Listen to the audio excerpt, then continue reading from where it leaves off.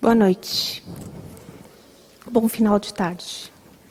Para mim é uma grande honra estar aqui e eu queria, de fato, agradecer de verdade o tempo que vocês vão me dar hoje. Eu sei que tem muita expectativa, né?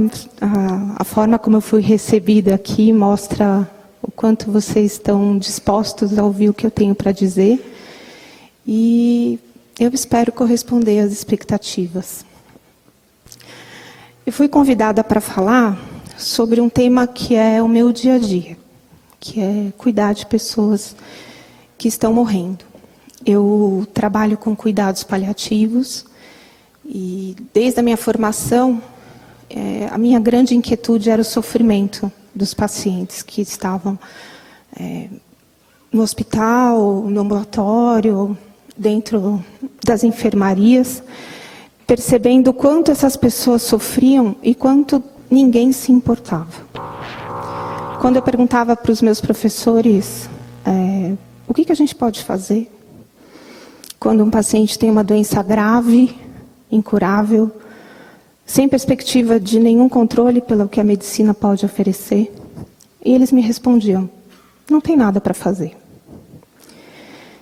Eu cheguei a parar a faculdade, porque se não tinha nada para fazer pelas pessoas quando elas mais precisavam que algo pudesse ser feito, então não fazia sentido ser médico. Mas ainda assim, a vocação chamou mais alto, eu voltei e descobri o que a gente pode fazer. Desde então já vai para 18 anos isso, eu tenho me dedicado ao estudo e à prática de cuidados paliativos.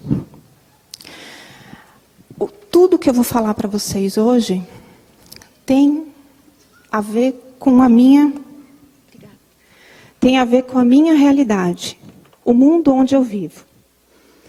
Eu trabalho numa unidade de cuidados paliativos exclusivos do Hospital das Clínicas da Faculdade de Medicina da Universidade de São Paulo. Essa unidade tem relação com o serviço de cuidados paliativos do hospital e lá eu recebo pessoas bem no fim da vida. Essas pessoas, a grande maioria delas, mais de 95% delas, têm consciência da sua finitude, da sua terminalidade. Elas sabem que elas estão morrendo.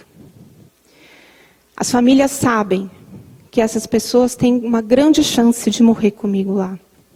E elas não serão submetidas a nenhum tipo de intervenção agressiva. Elas não são reanimadas, elas não são transferidas para a UTI, elas não são entubadas, elas não recebem sondas e catéteres. Elas recebem cuidados paliativos. Hoje no Brasil nós temos a legislação, uma das legislações mais acolhedoras para a boa prática de cuidado paliativo. Inclusive, o desejo das pessoas em relação aos cuidados que elas querem receber no final da vida delas, está plenamente embasado do ponto de vista da nossa Constituição, do ponto de vista legal, do ponto de vista civil. E o nosso Código de Ética Médica é o único do planeta que cita o termo cuidado paliativo, com todas as suas letras, dentro do seu texto. Então, o que eu faço todos os médicos podem fazer, desde que se formem e compreendam a importância da gente estar do lado de uma pessoa quando ela está no momento mais delicado, mais sensível e talvez dos mais importantes da vida da gente, que é morrer. A doença, ela tem uma expressão muito individual em cada um de nós. A gente pode saber tudo sobre câncer de mama, a gente pode saber tudo sobre doença pulmonar, a gente pode saber tudo sobre AIDS, mas a gente não sabe nada a respeito daquele paciente que acabou de chegar na nossa frente, com câncer de mama, com doença pulmonar, com AIDS, com doença renal. A cada paciente que a gente vai cuidar, nós temos uma versão inédita das doenças que a gente pensa que sabe. Eu cuido do sofrimento das pessoas. Muitos médicos preferem cuidar das doenças. E não vejo nada de errado nisso.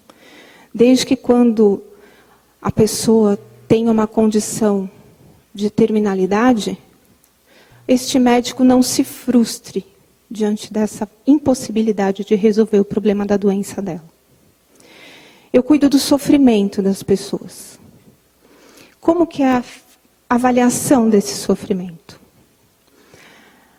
Cada um dos sintomas tem 5 dimensões. Tem a dimensão física, que a gente chama de dimensão biológica. Eu preciso saber os sintomas e entender qual é a fisiopatologia de cada um deles. O que é dor, o que é náusea, o que é falta de ar. E fazer com que todo o meu conhecimento técnico, que a cada semana precisa ser renovado, seja oferecido para o conforto físico desse paciente. Eu avalio a dimensão emocional frente ao sofrimento. Porque não é simples a gente chegar no final da vida e olhar para trás e se deparar com tanta informação ou tanta falta de informação. É muito difícil quando a gente chega no final e percebe que não fez o melhor que podia ter feito com a vida. Porque a maior parte das pessoas não tem a menor responsabilidade com o próprio tempo. E, consequentemente, não dedica nenhuma responsabilidade com o tempo do outro que está do seu lado. Eu avalio a dimensão social desse paciente. Toda a infraestrutura de amparo que ele pode ter no final da vida dele. Eu penso e avalio e cuido da família desse paciente. Porque ninguém adoece sozinho. Quando cada um de nós fica gravemente doente, as pessoas da nossa família nos acompanham nesse percurso, nessa jornada difícil. E eu avalio a dimensão espiritual do paciente. Para mim, a dimensão espiritual é um eixo que sustenta cada ser humano e o faz se relacionar consigo mesmo, com o outro, com a natureza, com o universo. E, na maioria das vezes, com Deus. Jamais poderemos dizer que um ateu não é um ser humano espiritualizado. Todas as pessoas viventes neste planeta são seres espiritualizados, espirituais na sua essência, no seu eixo. Esse eixo pode ser movimentado de várias formas. E no momento que a gente estiver morrendo, nós vamos nos dar conta o que move o nosso eixo. A morte é a maior experiência espiritual que um ser humano pode experimentar. Então, é bom que a gente se prepare para esse momento. Não tem nada que se aproxime dessa experiência no mundo da espiritualidade do que a morte. Absolutamente nada. No hospice, de janeiro de 2012 a dezembro de 2014, eu cuidei de 493 pessoas. Com a idade entre 16, a idade mínima para chegar numa condição para eu cuidar lá, é 16 anos. Não tem idade máxima, mas nesse período o mais velho tinha 98 anos. A média é de 71 anos. Mais ou menos distribuídos igualmente entre homens e mulheres. Lá eu vivo muitos milagres, todos os dias. Não é de vez em quando. As pessoas chegam usando oxigênio, então 149 pessoas chegaram ao oxigênio. E aí em 72 horas, 1/3 delas está sem oxigênio. Não importa se chegou com 10 litros ou com um catéter. As pessoas que chegam já com sonda, porque apesar de não ter nenhuma indicação, a sonda foi passada. Elas chegam e eu posso retirar a sonda, se assim o paciente desejar e a família também concordar. E aí eu tiro a sonda e a metade deles come. Come e come muito bem. 75% das pessoas que eu cuidei nesse período, que eu cuido ainda, a maior parte delas tem câncer. 17% tem demência. E outros diagnósticos, como doença pulmonar, doença renal, doença hepática, AIDS. 7%.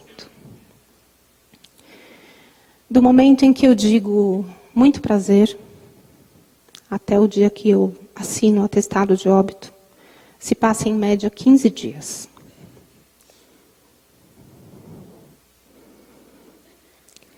No entanto, ao contrário da experiência que eu tive em diversos hospitais, eu tive a oportunidade de trabalhar em hospitais muito bons em São Paulo, onde praticamente 100% dos pacientes morrem no hospital sedados.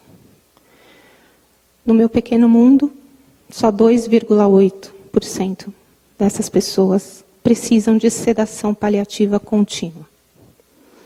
Elas morrem serenas, tranquilas, com as famílias por perto, sem nenhuma expressão de sofrimento. Apenas 2,8% desses pacientes precisou de medicação para adormecer nesse momento final de vida. O grande mistério que envolve a morte como um dia de plenitude, na minha experiência, na minha percepção, está diretamente relacionado com a qualidade das pessoas que cercam esses doentes. Lá, quando o paciente chega, eu preciso saber muito mais do que a doença que ele tem. Eu preciso saber muito bem a doença que ele tem para saber o que me espera em relação ao controle dos sintomas que ele pode apresentar ao longo dessa internação. Como eu disse, a média é 15 dias. Mas eu já tenho pacientes que morrem algumas horas depois de chegar lá, e já tive pessoas que eu acompanhei por 6 meses, 7 meses. E que tinham ido para lá com a perspectiva de falecer em 2, 3 dias. Então eu tenho que saber quem é essa pessoa que chega. A recepção de um paciente no hospice, ela é cercada de uma alegria infantil de fato. Que eu digo para os residentes, chegou o brinquedo novo. A gente tem que descobrir como é que funciona. Quem é esse paciente que chegou? Como ele sorri? Como ele está triste? Do que ele gosta? Do que ele não gosta? Quem é a pessoa que ele ama? Quem é a pessoa que o ama? Eu preciso saber do que ele tem medo. E, finalmente, eu pergunto o que ele quer fazer com o tempo dele. Uma das perguntas que eu tenho feito com certa frequência é o que ele espera de mim. A maior parte dos pacientes fica em silêncio quando eu faço essa pergunta. De tão inédita que isso parece. Algum médico pergunta para o seu paciente o que ele espera? A maior parte dos profissionais de saúde está tão envolvido com o seu próprio trabalho, com a sua própria perspectiva, que pouco se importa com o que o paciente espera. As pessoas pensam que os pacientes pedem a cura para mim. Eles não pedem. Eles sabem que a cura não vai chegar. A cura física, embora todos os seres humanos, inclusive os médicos, se apeguem de tal forma nessa perspectiva de que a cura é só física, que muitas vezes se perdem na importância do restante que compõe o ser humano. Eu digo para os residentes lá quando a gente consegue controlar a dor, a falta de ar, a náusea, o vômito do paciente, depois desse dia que a brincadeira começa. É aí que você vai descobrir a resposta para todas essas perguntas. Na faculdade, ninguém me ensinou o que é o processo ativo de morrer. Eu estou bem empenhada em procurar saber na medicina ocidental. Mas encontro pouquíssimas informações. O Eduardo Brueira, que é o médico que trabalha no MD Anderson, agora, nesse momento, está numa dedicação muito grande para avaliar os sinais da morte próxima. Os médicos confundem muito o processo ativo de morte com sepsemia. E é por isso que a maior parte das pessoas é levada para uma UTI. O processo ativo de morrer, eu aprendi com a medicina oriental.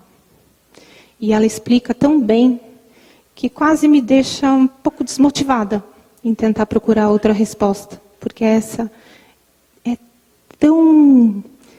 de uma maneira tão sublime, se encaixa em todos os momentos, em todos os pacientes que eu acompanhei, a perspectiva que eu aprendi na medicina oriental se encaixa. Teremos a dissolução dos 4 elementos. Na medicina oriental, nós somos feitos de 4 elementos: terra, água, fogo e ar. E no momento de morrer, nós temos que dissolver esses elementos. A terra é um pouco evidente. A gente está com o corpo adoecido, emagreceu. É a dissolução da terra. Dissolução da água. Existe uma menor produção de fluidos no nosso corpo. É fisiológico estar levemente desidratado no final da vida. Por isso que na UTI as pessoas morrem tão mal. Porque lá a gente toma litros e litros e litros e litros e litros de líquido. E isso é totalmente fora da natureza do processo de morrer. Depois a gente tem a dissolução do fogo, onde cada uma das nossas células toma consciência de que o fim está próximo. E com esta consciência, cada uma das nossas células trabalha com perfeição. Expõe, mostra o que ela tem que fazer, o que ela veio para fazer. Se você imaginasse que cada uma das suas células vai fazer o melhor, vai cumprir o seu destino, o que a gente sabe é que as pessoas melhoram. Todo mundo aqui já viu ou já ouviu falar da melhora da morte, a visita da saúde. A pessoa tem uma melhora inexplicável, que faz com que, de novo, os médicos caiam numa armadilha tão boba, que é o já que. Já que melhorou, vamos fazer a ressonância. Já que melhorou, vamos fazer a quimioterapia. Já que melhorou, a gente pode investir. Só que este tempo da dissolução do fogo vai nos servir para a gente mostrar para o mundo a nossa essência, o nosso melhor. E é nesse momento onde você tem as grandes declarações de amor, os pedidos de perdão, os agradecimentos. E que muitas vezes esses momentos são desperdiçados na vã ilusão de que aquilo significa uma possibilidade de cura. E finalmente a gente vai ter a dissolução do ar. Na dissolução do ar, nós vamos devolver para o universo, para Deus, o sopro que nos foi emprestado para que cumpríssemos a nossa missão na Terra. Esse sopro é o que há de divino em nós. A respiração é o movimento mais sagrado que existe dentro de nós. É o único processo biológico que consegue ser inconsciente ou consciente. Você não consegue controlar os batimentos do seu coração, nem os movimentos do seu intestino. Mas você consegue controlar a sua respiração. Mas se você esquecer de controlar a sua respiração, você continua respirando. O que há de divino em nós Pode ser inconsciente, pode ser consciente. Depende onde você coloca a sua atenção. E aí começa a agonia da morte, que é uma movimentação respiratória muito, muito difícil, aparentemente desconfortável. Mas a explicação é de que o sopro vital precisa sair pelo mesmo caminho que entrou. E isso pode ser mais rápido ou mais devagar. Depende de cada pessoa. A dimensão espiritual. Quando o Vicente me convidou para falar aqui, cadê você, Vicente? Quando ele me convidou, eu perguntei para ele, o que você espera de mim? E a resposta foi que eu trouxesse o que eu vejo, a minha experiência, o que significa o sofrimento espiritual.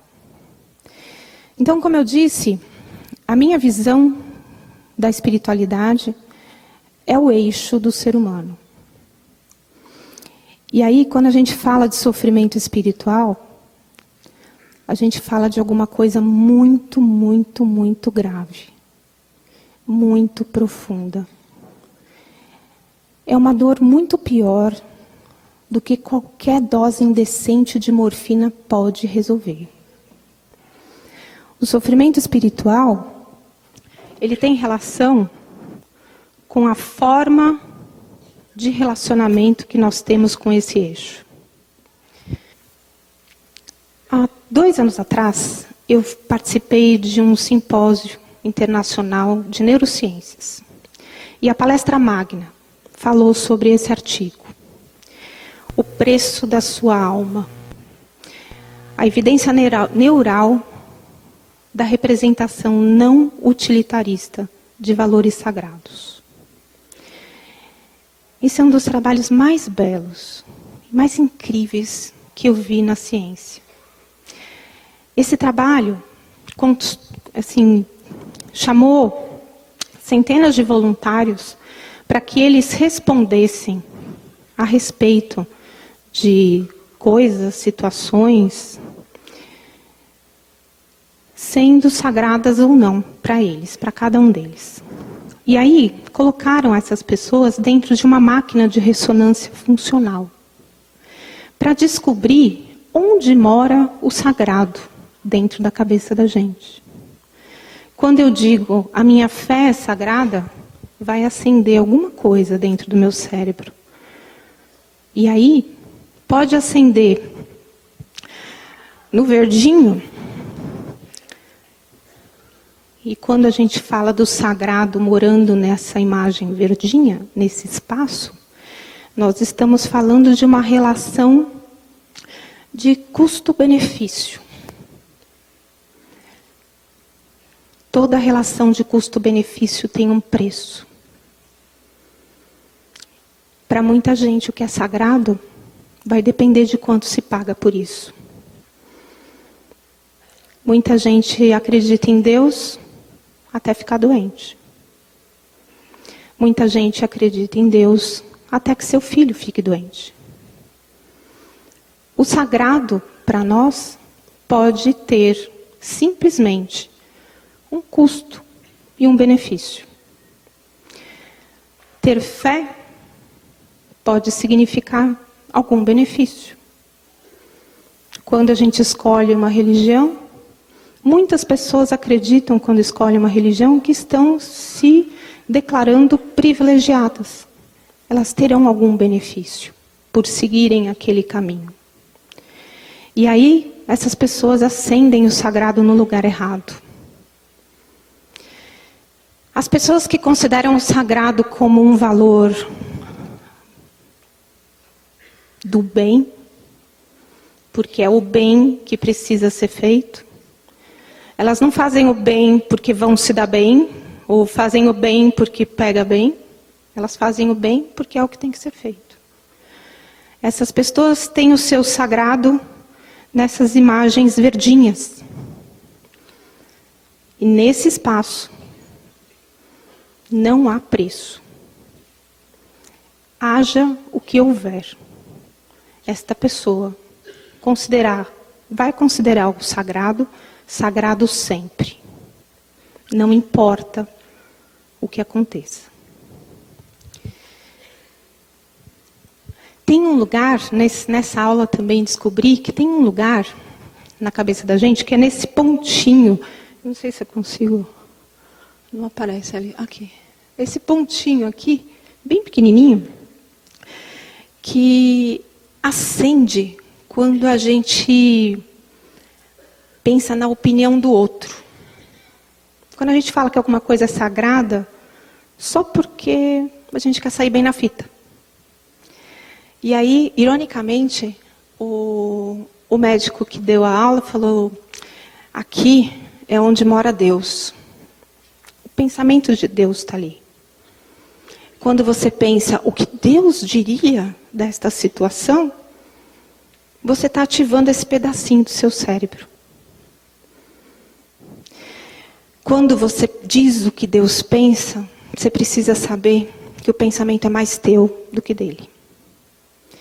Por isso que a gente tem que tomar muito cuidado com o que a gente diz em nome dele, com o que a gente faz em nome dele. Um dos maiores sofrimentos espirituais que existem no final da vida é causado por uma pessoa de referência para nós que chega na nossa cama e diz: tenha fé. Se você tiver fé, você vai ser curado. Se você tiver fé, o seu filho será curado. Essa é a maior lança que a gente pode colocar dentro do coração de uma pessoa que está morrendo. Porque com ou sem fé, todo mundo aqui vai morrer. Sendo bom ou sendo mal, todo mundo vai morrer. Sendo ético ou não ético, todo mundo vai morrer. Não importa a escolha que você faça ao longo da sua vida. O seu destino é a morte. Nesta vida aqui, todo mundo vai morrer. Todos vão conseguir chegar na reta final. É muito importante que a gente tenha consciência de que cada passo que nós damos, cada minuto que contou no relógio, cada hora que passou, cada aniversário que a gente comemorou, a gente está mais perto desse dia. E Deus permita que a gente tenha pessoas ao nosso lado que saibam se calar quando o momento pedir silêncio. E saibam o que dizer quando existe alguma coisa a ser dita.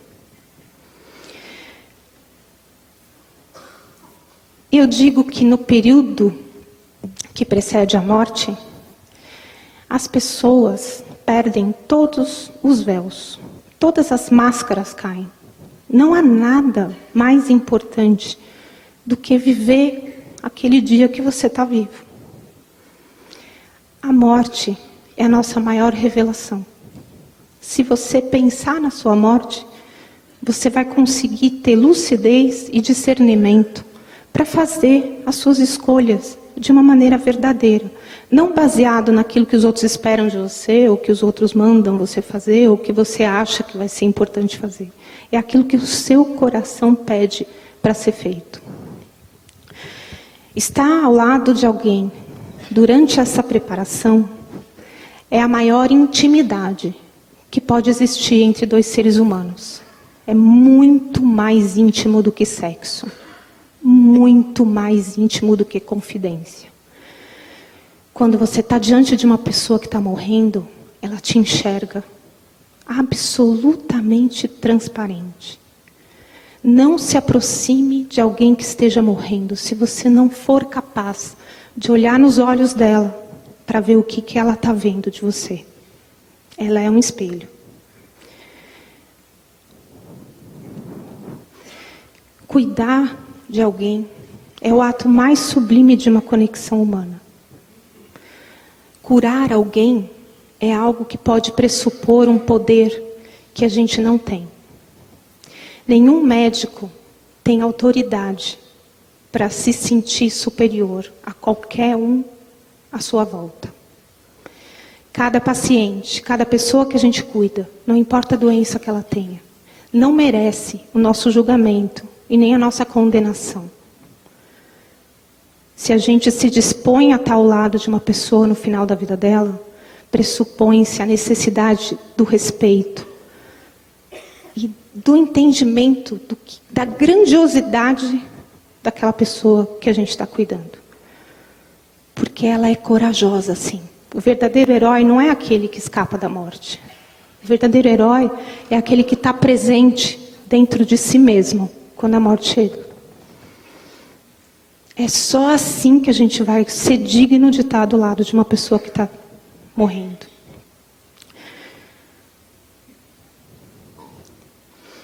Quando chegar o tempo de morrer, a gente tem a impressão... Uma vez eu ouvi uma palestra onde o médico se referiu a um outro médico, que é o doutor...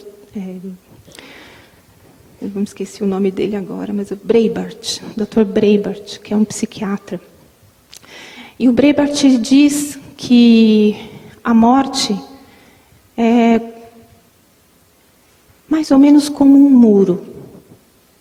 Um muro muito alto e muito comprido, que a gente não tem condição de pular e não tem condição de dar a volta.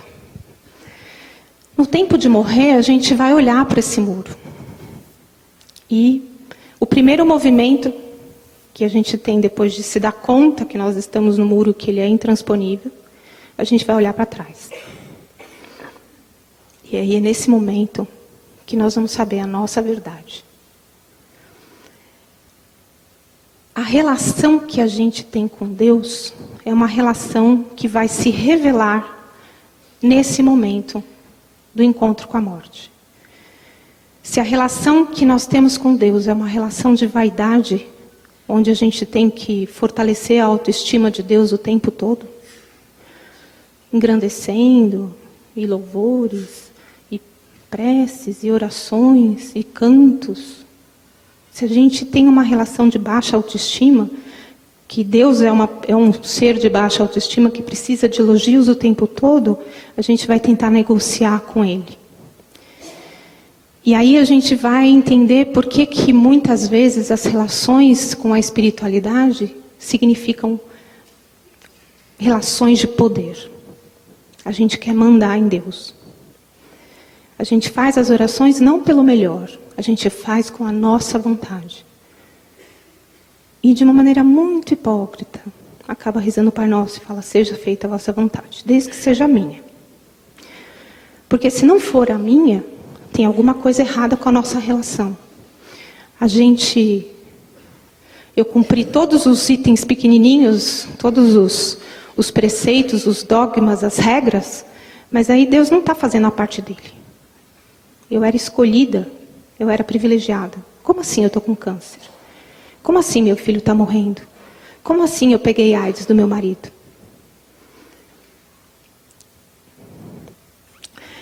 Quando a gente olha para as pessoas, a gente pode revelar quem elas são. Quando você olha para alguém com um olhar de julgamento e condenação, de que a pessoa merece passar pelo que está passando, a gente o julga como menor, como inferior, como incapaz. E a punição é um dos piores, a punição e a culpa é um dos piores movimentos que esse eixo pode ter. Esse moço aqui, com 36 anos, teve câncer avançado de intestino. E ele peregrinou por vários hospitais em São Paulo, até que ele chegou em cuidado paliativo. E aí um dia ele me diz assim, antes, vocês fazem as coisas tão diferentes aqui? Eu falei, por quê? O que a gente faz diferente aqui? Antes me olhavam como se eu tivesse morto, mas aqui não. Querem saber quem eu sou, o que eu penso, o que eu quero. Vocês me olham como se eu estivesse vivo. E eu estou. Qual é a nossa capacidade de olhar para os nossos pacientes, para as pessoas que a gente conhece que estão morrendo, e olhar para a vida que tem dentro delas? A gente olha com pena. E seria melhor que se a gente tivesse ódio, porque não tem nada que destrua mais uma alma do que a pena. É muito triste quando eu escuto alguém falar, coitado. Essa senhora chegou com encefalopatia anóxica. E todos os dias eu examinava ela conversando com ela. Até que um dia ela acompanhou o meu movimento. E ela foi melhorando, melhorando, melhorando, melhorando. E aí ela voltou a falar. Ela estava tão bem um dia que eu cheguei e falei: oi, minha linda, você está tão bem hoje? E ela responde para mim: parece que sim, parece que sim. 4 meses depois de ser dada como cuidados paliativos exclusivos, ela não recebeu nenhum tipo de tratamento complexo. No entanto, ela está acompanhada agora no ambulatório. Ali, não sei se dá para ver direito, está dançando leco-leco. Ela adora uma branquinha, a gente não liberou ainda, mas ela era muito namoradeira. Tinha 3 namorados. O banho dela, na hora do banho, as meninas da enfermagem diziam: doutora Ana, 50 tons de cinza é caminho suave.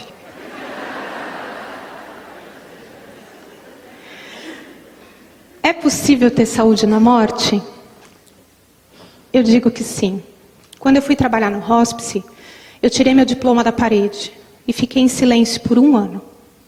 Joguei todas as minhas aulas fora, porque a medicina não me ensinou absolutamente nada sobre o que é vida.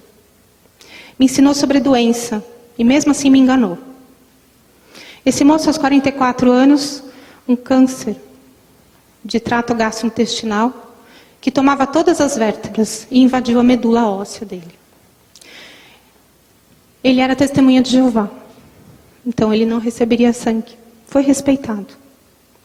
Foi levado lá para o hospice, para falecer em pouquíssimo tempo, porque a hemoglobina dele era 6 quando ele chegou. Passaram-se 5 semanas. E ele estava tão bem que ele perguntou para mim: doutora Ana, eu sei que eu estou em cuidado paliativo, mas eu estou tão bem aqui. Não deixa de passar pela minha cabeça a possibilidade de um milagre. Será que a gente pode colher um hemograma? Falei: claro, Paulo. Até pela minha cabeça passava a possibilidade de um milagre. E aí o hemograma que chegou foi esse. 3,2 de hemoglobina. Sem a criatura se queixar de cansaço. Ele tomava banho sentado, para não dizer que estava tudo perfeito. Mas ele tomava banho sozinho. A dor totalmente controlada. E eu tive que dar essa notícia para ele: Paulo, a doença cresceu dentro de você. Ocupou mais espaço. E aí ele se manteve com esse mesmo sorriso. Essa foto foi no dia que eu contei para ele. Se vocês repararem no olhar da esposa dele, o sorriso não é congruente com o olhar. Ela está sorrindo, mas os olhos estão tristes. Ele não. Ele sorri com os olhos. Nessa hora, eu tirei a foto, tirei o jaleco, sentei na frente dele e falei: me ensina. Como faz para chegar assim, onde você está?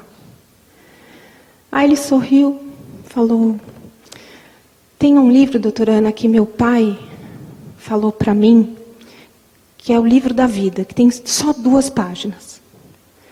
Na primeira página, você precisa ler quando tudo estiver dando errado na sua vida. E lá está escrito: isso vai passar. Quando tudo estiver dando certo na sua vida, você lê a 2ª página. E lá está escrito: isso também vai passar. Isso eu aprendi quando era adolescente. E eu vivi a minha vida desse jeito. Então agora eu posso ir. Porque é a hora que Deus está me chamando. E eu vou. A mãe dele me deu a definição mais perfeita de fé que eu tive até hoje. Ela disse para mim: doutora Ana, nem eu nem a minha família escolhemos passar por isso. Mas se Deus acredita que a gente vai dar conta, nós não vamos decepcionar Deus. A gente vai passar. E eu tenho certeza que Ele vai nos ajudar muito a dar conta de passar por isso. Nós somos seres em evolução. Uma vez eu li que o ser humano está sendo transformado biologicamente para uma nova etapa da evolução. Nessa transformação, o estado de amorosidade será absolutamente necessário, para o bom funcionamento desse organismo humano. Vai ser como temperatura, pressão, pH, nível sérico de sódio e potássio. Nós vamos ter um nível sérico de amor. Um estado de energia, de amorosidade, que sem ela, nada vai funcionar no nosso corpo.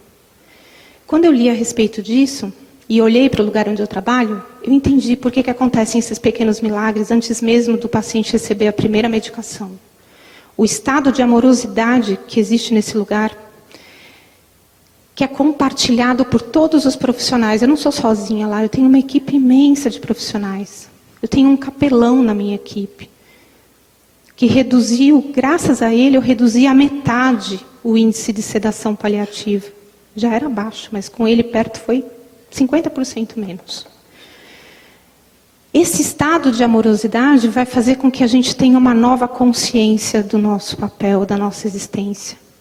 E o eixo da nossa espiritualidade só vai funcionar se ele estiver bem cuidado, bem amaciado, bem lubrificado pelo amor e pela verdade.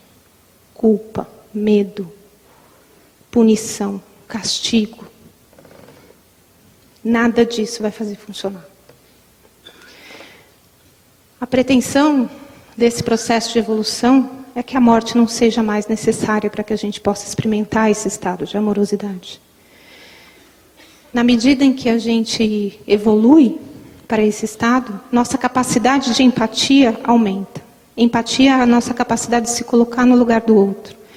Mas a empatia verdadeira é aquela que a gente se abre para o outro se colocar no nosso lugar. E aí, nos nossos olhos, ele vai ver a força e a grandiosidade que nós vemos nele. E ele vem para o nosso lugar, se apropria dessa força, dessa grandiosidade, e volta para o lugar dele muito mais tranquilo, muito mais capaz de passar pelo que ele está passando. É preciso fazer o bem, porque é o que precisa ser feito. Não interprete nada, nenhuma das suas ações, dos seus pensamentos. O profissional de saúde, em especial os médicos, a gente precisa vibrar integridade, verdade, respeito pelo nosso paciente. A gente tem que colocar em cada gesto, a gente tem que tocar cada paciente como quem toca o coração de Deus. A gente tem que ouvir cada paciente como quem estivesse prestando atenção num Deus que está a fim de falar com a gente. Nós temos que falar com o paciente com respeito, com cuidado com a palavra, como se a gente estivesse falando no ouvido de Deus. Porque só desse jeito a gente consegue fazer com que esse ser humano seja pleno até o último dia da vida dele. E que esta vida aqui, que a gente tem aqui, tem que fazer sentido. Quando você me olha, o que você me vê? Como você me vê? O que você vê? Quando o teu paciente te olha, o que ele vê? Eu me lembro na faculdade de pouquíssimos professores que me inspiraram. E eu lembro de muitos que me ensinaram exatamente como não ser médica. E eu me lembro de cada aula desses mestres das avessas. Quando você vira as costas no consultório, o que teu paciente diria de você? Você está dando valor para o tempo dele? Ou você acha que ele merece passar por aquilo? Faz parte da evolução dele. Se ele encontra no seu olhar o julgamento e a condenação, não espere que você consiga tirar um sorriso da boca dele. Não aguarde isso. Tomando muito cuidado com o que se diz. Porque a palavra mal utilizada é um veneno que pode matar a alma. A arte se antecipa à ciência e à filosofia. E Emmanuel de Barros diz: não pode haver ausência de boca nas palavras. Nenhuma fique desamparada do ser que a revelou. Quando eu digo alguma coisa para um paciente, para uma família, o que eu digo tem poder. E eu tenho que respeitar esse poder. Porque o dia que eu me envaidecer com este poder, eu perco isso. Todo mundo que se acha está completamente perdido. O primeiro passo para você saber o que dizer é saber quem é você. E muitas vezes a gente vai saber quem nós somos pelo olhar da pessoa que a gente está cuidando. Porque, como eu disse, na morte seremos muito lúcidos. Você quer pedir um conselho bem claro, bem objetivo, bem lúcido? Pergunta para alguém que está morrendo.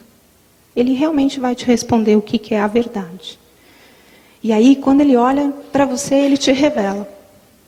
E é nesse momento da empatia, da troca, da conexão, do meu mais profundo eu, no limite do eu e no não eu, quando eu olho para o paciente, eu tenho que encontrar esse pedaço dentro de mim.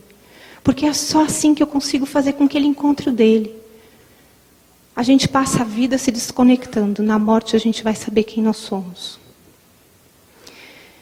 E aí acontece essa conexão. Acontece esse sagrado. É no limite do eu e do não eu que é o reino do céu.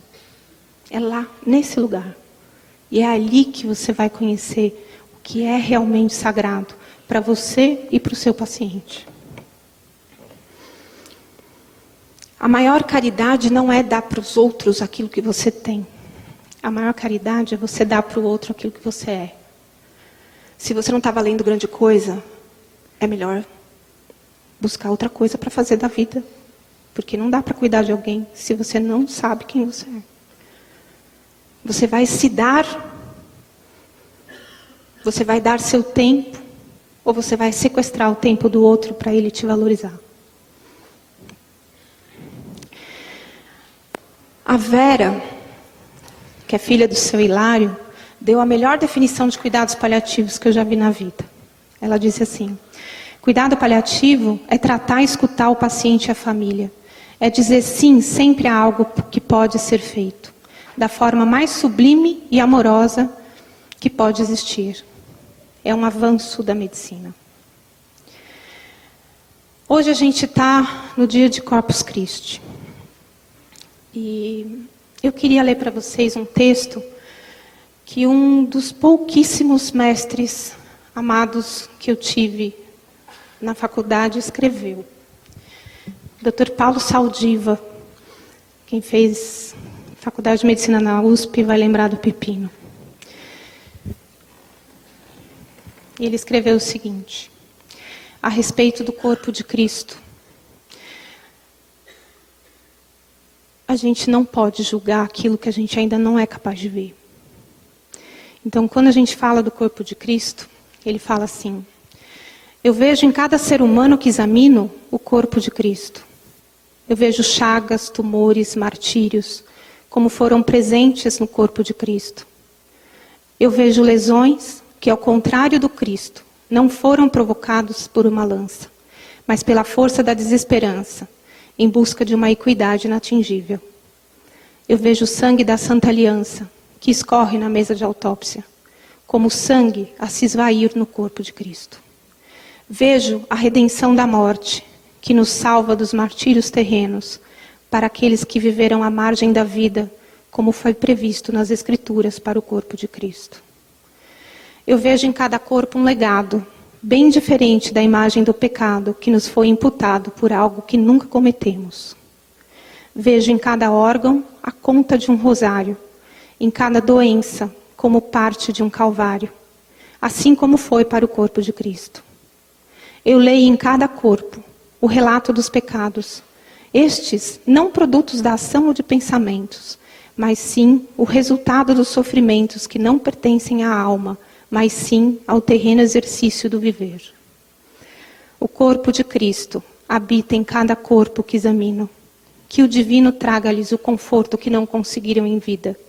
Que o viver desses dias bicudos permita que mantenhamos conosco, bem vivo, o corpo de Cristo.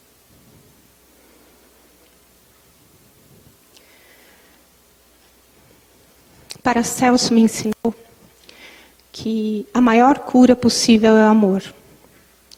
E nesses 18 anos que eu tenho trabalhado com pessoas que morrem, eu entendi que a única cura possível é o amor.